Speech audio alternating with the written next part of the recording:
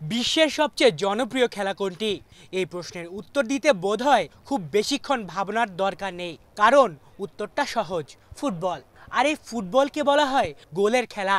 হ্যাঁ, যে ম্যাচে গোল যত বেশি হয় ঠিক সেই ম্যাচটি দর্শকদের জন্য উপভোগ্য হয় বেশি। কিন্তু যদি কোনো ম্যাচ ড্র হয় তাহলে সেই ম্যাচটি ঠিক জমে না দর্শকদের কাছে। আর তা যদি হয় গোলশূন্য ড্র, তাহলে তো কথাই নেই। এমনই এক গোলশূন্য ড্র ম্যাচের নজির দেখা গেছে তুরস্কের দ্বিতীয় বিভাগ ফুটবল লিগে। যদিও ফুটবল ইতিহাসে গোলশূন্য ড্র হওয়ার ম্যাচ আছে লক্ষ লক্ষ, কিন্তু এই ম্যাচটিতে অবাক করার মতো বিষয় হলো দুই দলের কোনো দলই এটিতে একটি শট পর্যন্ত নেয়নি। বিষয়টি চমকে যাওয়ার মতো হলেও এটাই সত্যি। অনেকে ম্যাচটিকে ভাবছেন পাতানো ম্যাচ, যে কারণে ম্যাচটি নিয়ে ইতোমধ্যে তদন্ত শুরু করেছে তুরস্ক ফুটবল ফেডারেশন।